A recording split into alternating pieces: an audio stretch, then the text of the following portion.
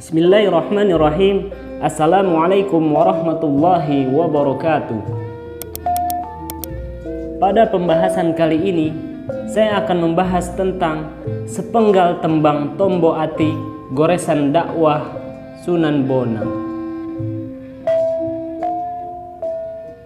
Sunan Bonang adalah salah satu tokoh Wali Songo yang memiliki pengaruh kuat dan luas dalam penyebaran Islam di tanah Jawa.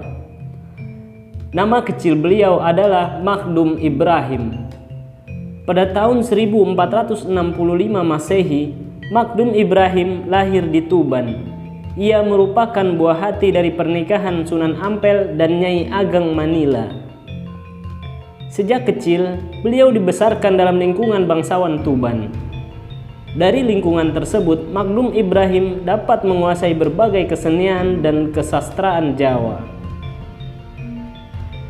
Saat menginjak usia remaja, dirinya kemudian hijrah ke Ampel, Surabaya untuk berguru agama Islam kepada ayahnya.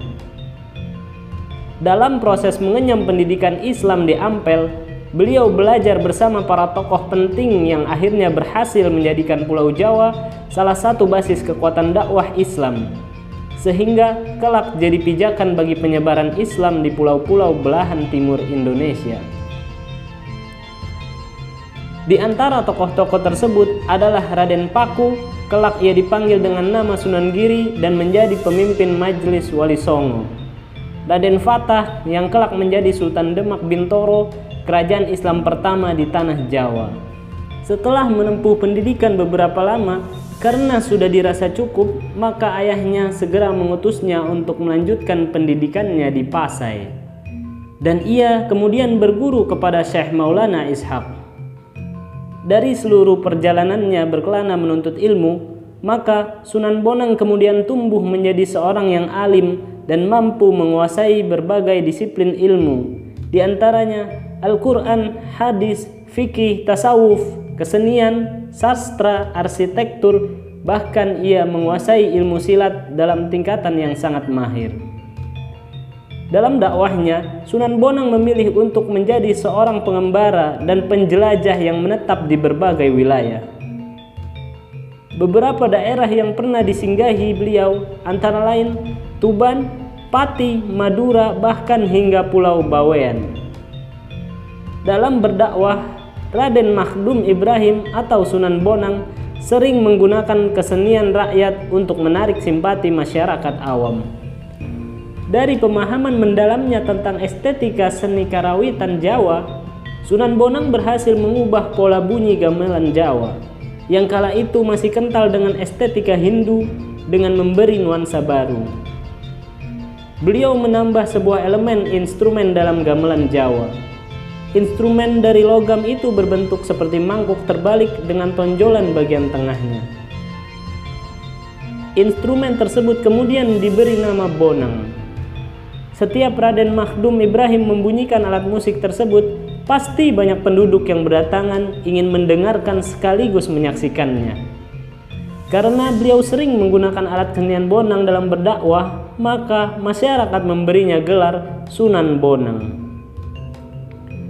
Adapun cara penyampaian ajaran dari beliau bermacam-macam, dari menggunakan pesan-pesan kebajikan biasa hingga menyuguhkan berbagai tembang Jawa yang penuh nuansa nilai-nilai ajaran Islam. Dengan cara inilah Raden Makhdum Ibrahim menyebarkan ajaran agama Islam kepada rakyat. Setelah rakyat bersimpati, maka beliau menyisipkan ajaran-ajaran Islam kepada mereka. Dengan strategi dakwah ini, kemudian Sunan Bonang mendakwahkan Islam dan banyak memperoleh pengikut. Adapun tembang-tembang Jawa yang diajarkan Sunan Bonang berisikan nilai-nilai keislaman, sehingga tanpa terasa penduduk sudah mempelajari agama Islam dengan senang hati tanpa paksaan.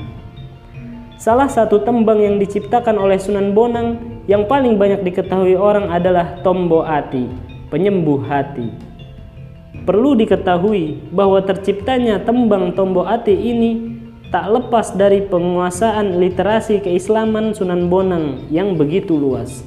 Lirik tembang Tombo Ati tersebut diambil oleh Sunan Bonang dari salah satu ajaran ulama besar yang berasal dari Timur Tengah pada abad ketiga Hijriah, bernama Ibrahim bin Ahmad. Bisa pula dipanggil dengan Abu Ishaq Al-Kawas. Bahkan Imam An-Nawawi pernah mengutip qaul Ibrahim Al-Hawas ini dalam salah satu bab pada kitab Al-Adhkar An-Nawawi.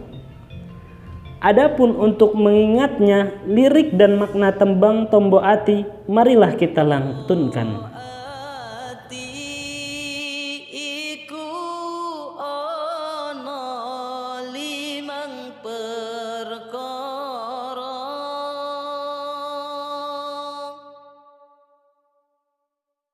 Kaping pisan maca Quran sak maknane,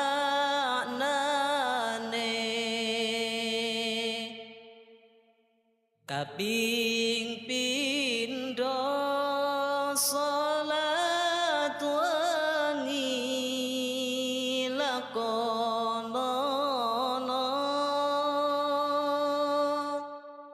kaping telu wong kang saleh kumpulono,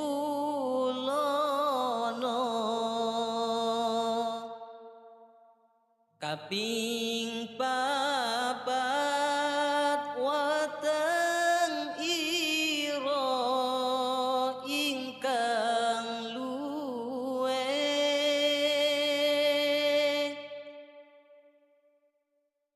kaping limo zikir wengi ingkang suwe, salah sawijine sapa bisa anglakoni,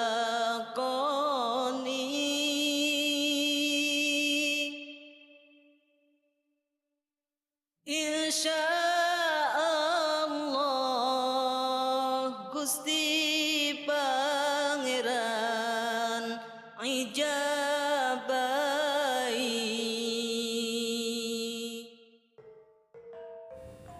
Begitulah kreativitas dan kecerdikan Sunan Bonang dalam mendakwahkan ajaran Islam.